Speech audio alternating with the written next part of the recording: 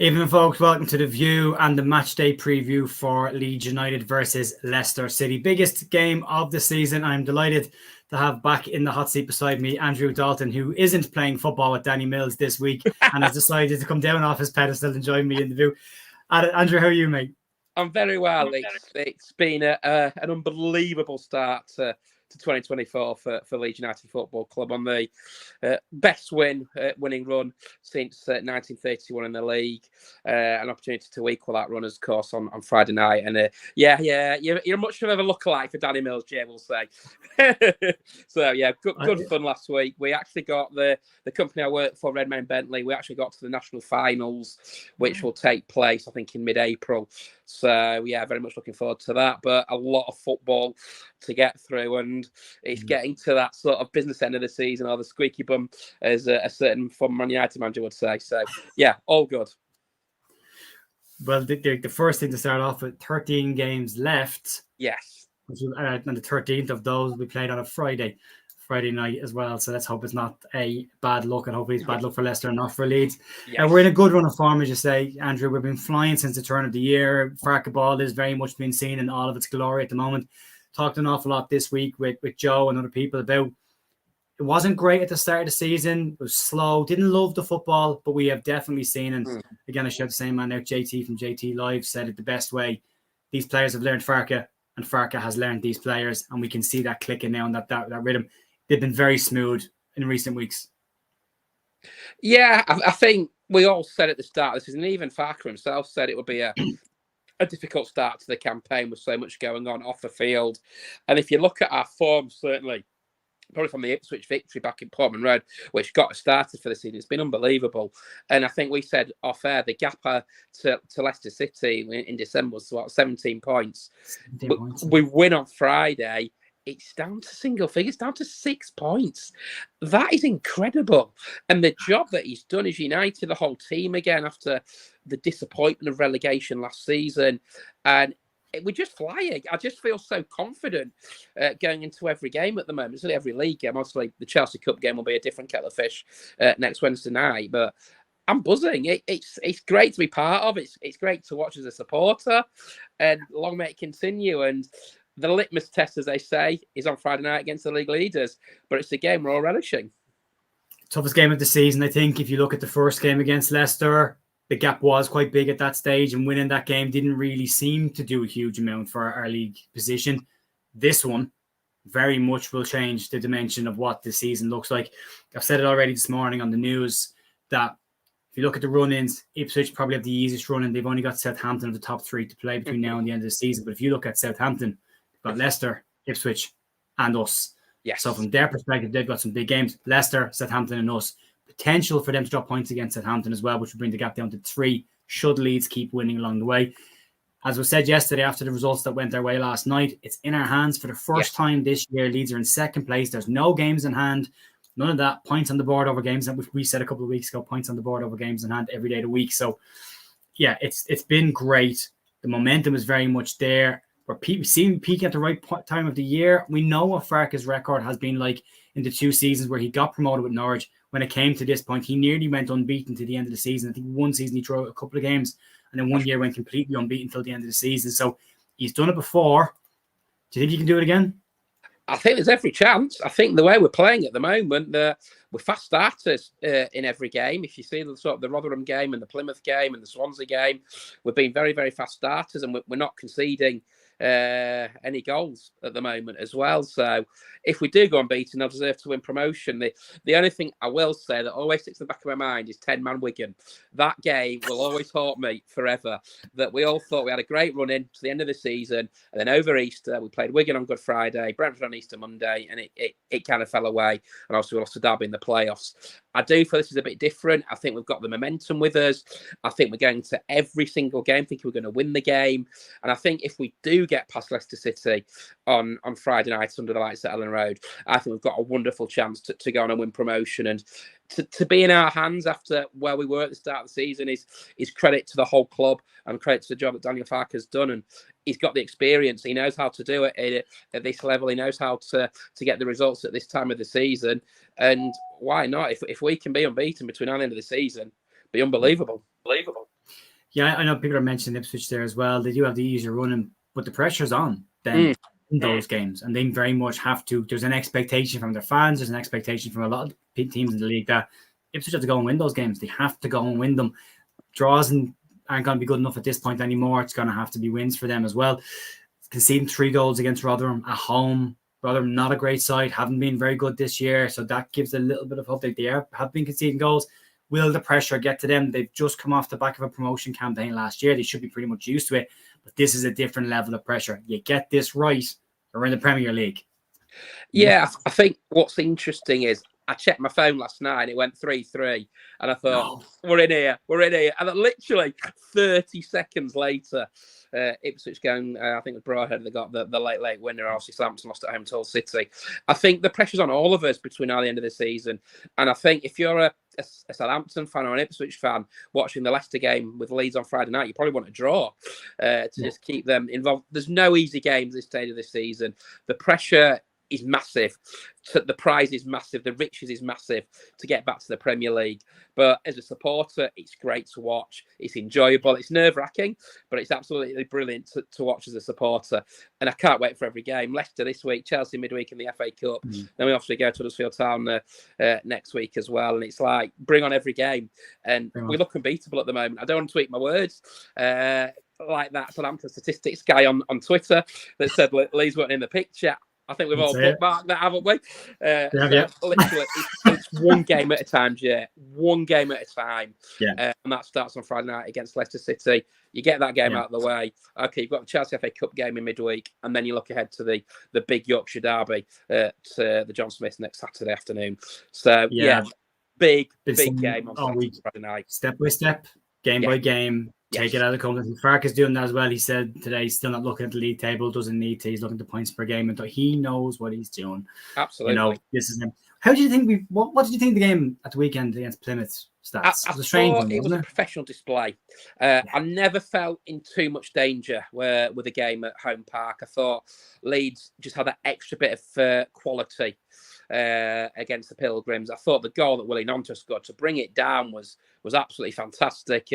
But I don't know whether Ruta meant that, whether he did or not. If he did, fair play to him. Brilliant ball and a great little finish from Willie Nonto. I thought we had a little bit of a dodgy spell sort of towards the back end of the first half, but I don't think Melee really made a save.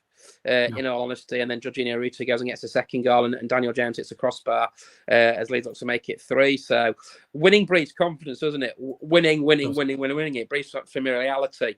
And when Leeds do go ahead, you don't think they're going to concede at the moment, and you think they're going to go and win the game. And I think on Friday, that first goal is crucial. If Leeds do get that first goal of the evening on Friday night against the Foxes, I do think they'll go on and win the game. I think they'll win the game anyway because I think they're unbeatable at home. But yeah, just to go back to the Plymouth game, professional display, 3 more points, and a credit to every single supporter that has done the long trips, Cardiff, Bristol City and Plymouth twice over the last month or so. Fair play to you all. Yeah, absolutely. And what an atmosphere they've created as well. The Home Park has felt like Ellen Road at times. You came through on the cameras as well. So it's great to see. We have an incredible away support. They should always be shouted out. They go everywhere in droves. If you have an empty stand, they keep saying, get an empty stand, give them the tickets, they'll fill it. They'll fill it for you. So yeah, it's brilliant. Yeah, absolutely. The 2 things I have in the back of my head are FA Cup, international break. And the only 2 things that I think could stop the momentum a little bit. But that's the inner Leeds United pessimism in me, but it's been slowly eking away from me watching how we've been playing since the turn of the year. I think it's interesting with the cup tie against Chelsea, isn't it? That they've come into a little bit of form. They have got the League Cup final, I think, this weekend against Liverpool. So it'll be interesting to see how they prepare for that and prepare for the game against Leeds on Wednesday evening. There's no love lost between the 2 sides, but also in the back of your mind, Leeds have got Huddersfield less than 48 hours later, or just over 48 hours later on an early kick-off on Saturday morning. So I think he might have to just juggle his team round. Now, for me, it's imperative we get out of this league this year. And if that is at the end of losing 1-0 at Chelsea, then so be it. To me, it's getting out of the league is the be-all and end-all this season. It's fun, don't get me wrong, but you want to be in the Premier League. Absolutely. I mean, I don't even care if we lift a trophy this year. I just want to get promoted. That's all I want. Title, we got it. We had our moment a couple of years ago. Yes, we didn't get it with the fans. It'd be nice to have it with the fans. But the most important thing is getting out of the division. And people asking about Paddy Bamford in the chat. We'll get to that now. We'll start off just a form guide to go through. Leeds second in the table, as we know, but are now confirmed as second in the table. Same amount of goals and an incredible goals difference. 5 wins in our last 5 games, 8 in a row since the turn of the year. And we have that record stats just hovering on the horizon for Friday night. Yes, the record, the club record for most league wins in a row is 9 back in November 1931. The club record for wins altogether in all competitions is 10. So if we were to go to beat Leicester and beat Chelsea, we'd have equaled that record. And then we could break the record against Huddersfield Town next Saturday morning or Saturday lunchtime. But one game at a time. Leicester City first on Friday nights.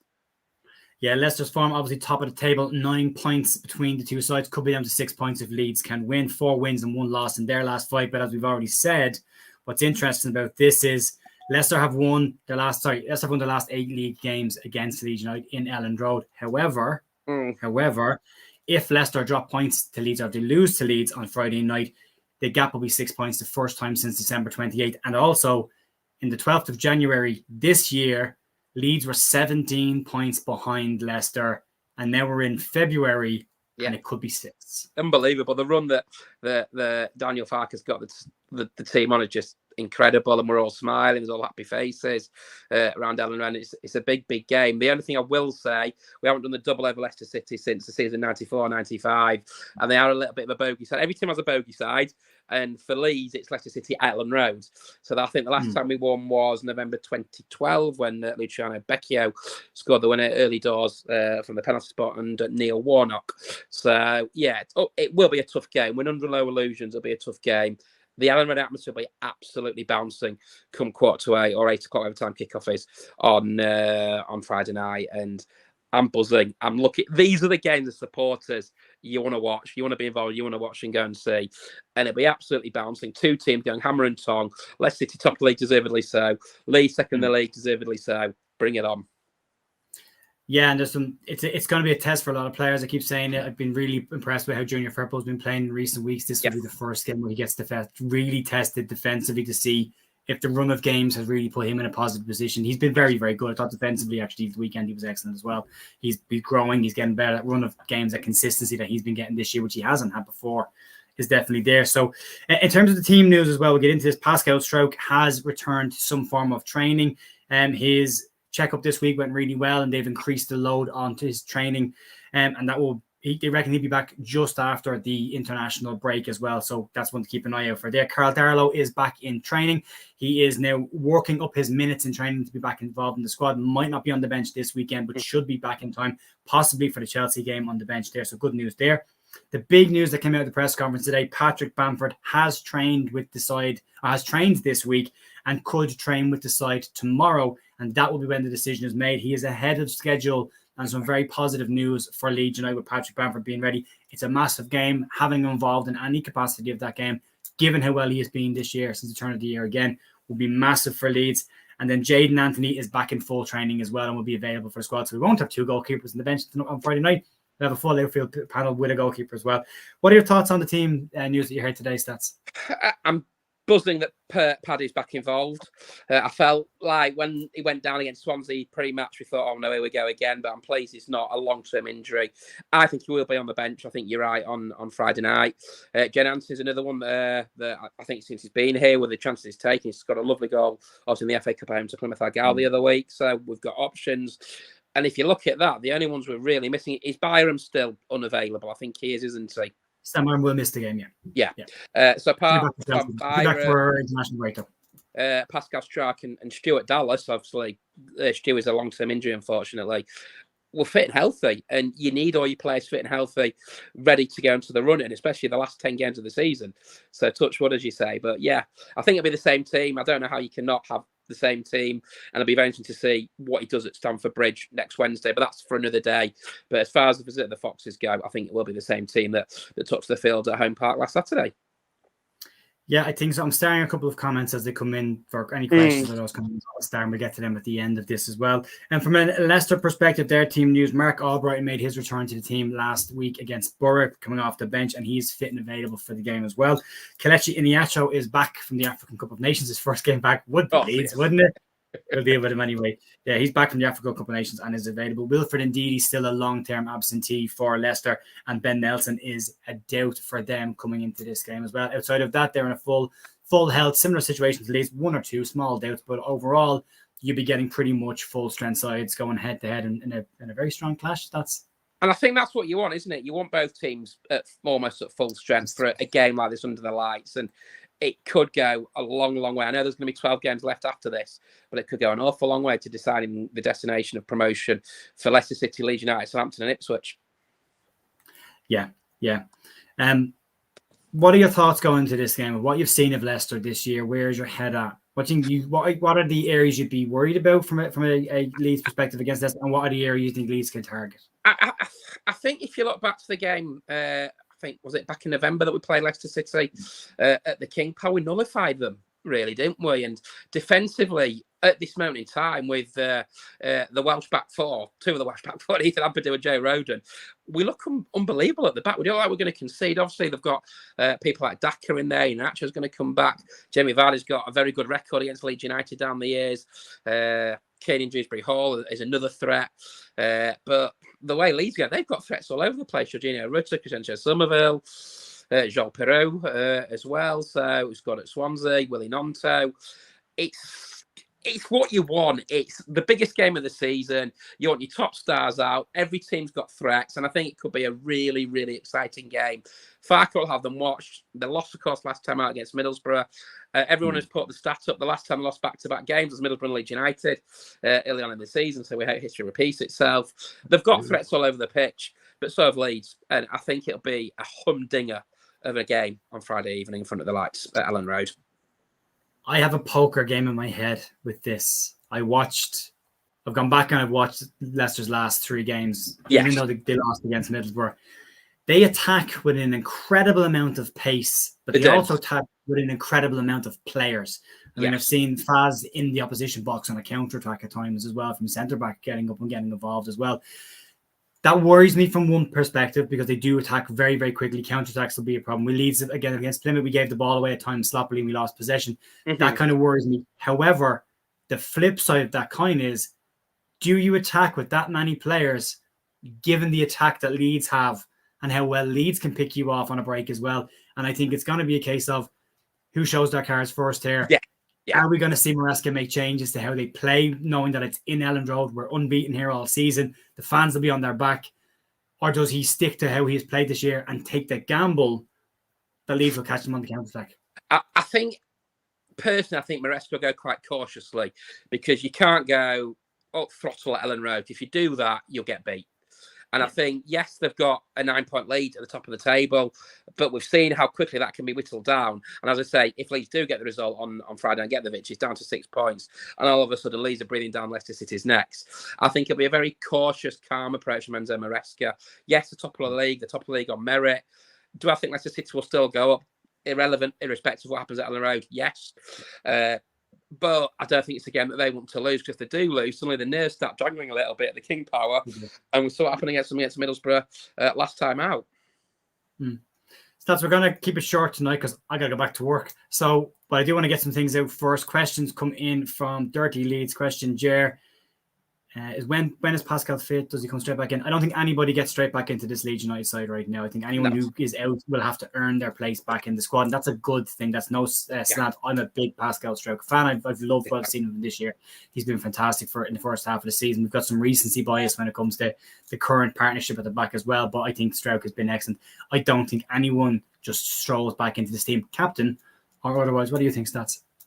You can't really drop the undroppable at the moment, can you? When Pascal is fit, if the team have lost a couple of games, I don't think they will, then they've got a decision to make. But I think it's great to have these options coming into the business end of the season. I think Pascal's had a great season, scored some important goals for us. He's our new penalty taker, as we saw up at Deepdale just after Christmas. So I think, for me, you can't. I don't know who you drop. You can't really drop Joe Rodon. Do you move Ethan Ampadu further forward and drop Glenn Kamara? I don't know. I'm not paid to make those decisions, but for me, I think you're going to have to earn your place back in this team when you're winning 8 on the bounce at the moment. Yeah. The other one, it's a tricky one because it's not just a question of just Stroke come back in as well. Well, where does Ethan Ampadu go? And do you drop Ilya Gruev? And he's been very important there as well. He's been outstanding. And it's a really good position to be in. And I feel we tried to do it on Joe's show 2 weeks ago. We tried to pick what the best 11 would be. And I think by the time we got back to an hour and 43 minutes and we ended up picking the exact same team that Faraka had picked, having gone 3 or 4 different directions. There you go, yeah. And then we said, you could pick 3 different variations of this and nobody would argue with you that that's not the best side. It's that good at the moment. So I feel for Daniel Faraka trying to put 11 players on the park and keep players happy. It's been a tricky one. That's why I pay the big bucks. Isn't it? That's why, as he said, you don't sign the contract if you can't handle the pressure, you know? Correct. And then the final one that's come in this game, do we risk Bamford? Is it a risk to play Bamford?